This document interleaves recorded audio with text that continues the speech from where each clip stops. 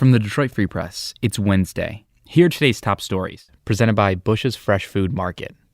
Calling all foodies, Bush's is hiring. Are you passionate about food, looking for growth, development, and excellent wages? Come grow with Bush's and apply online at bushes.com/join our team. That's Bush's, BUSCHS.com/join our team. I'm Paul Egan reporting for the Detroit Free Press. State officials will have one last way to hide their communications under a bill unanimously passed Tuesday by the Michigan Senate. The bill bans the use on state-issued phones of text messaging apps such as Signal. Text messages sent by the apps are encrypted and, once deleted, leave no trace of the message sent. Such apps can be used to evade public record requests under the Michigan Freedom of Information Act or requests for legal discovery in civil lawsuits. A similar version of the bill was earlier passed by the State House. The Republican sponsor of the bill, Representative Steve Johnson, said he realized the need for the legislation after reading stories in the Free Press about use of such an app by senior members of the Michigan State Police. This is Emma Stein for the Detroit Free Press. As Michigan residents begin to dust off their heavy coats and prepare for a bone-chilling and especially wet winter, officials say a shortage of snowplow drivers and salt truck drivers is brewing. While perhaps sometimes taken for granted, having plowed roads is incredibly important for the economy, for emergency services, and for day-to-day life. The Department of Transportation and individual counties, including Oakland, Wayne, and Macomb, are all struggling to fill their rosters. Officials say it's the worst snowplow driver shortage they've seen in decades. Despite this, officials say there's no need to panic. The roads will be plowed one way or another. Safety is their first priority.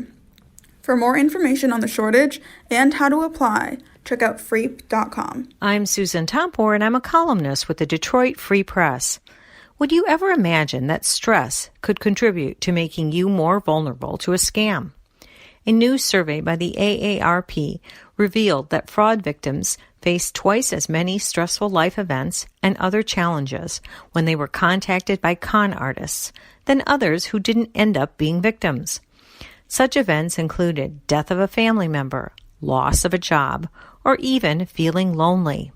Consumer watchdogs are increasingly pointing to evidence that anyone can become a victim of a scam, regardless of education, age, race, or ethnicity. And stress triggers may be one factor that can work in a scammer's favor. So, if you're dealing with a stressful challenge, take extra care and know that this is a time when you might be more vulnerable. Don't engage as easily with strangers who could be setting you up. Some scammers even want you to talk about a personal trauma, just to make you more upset and throw you off balance. The goal is to drain you even more and leave you feeling out of control.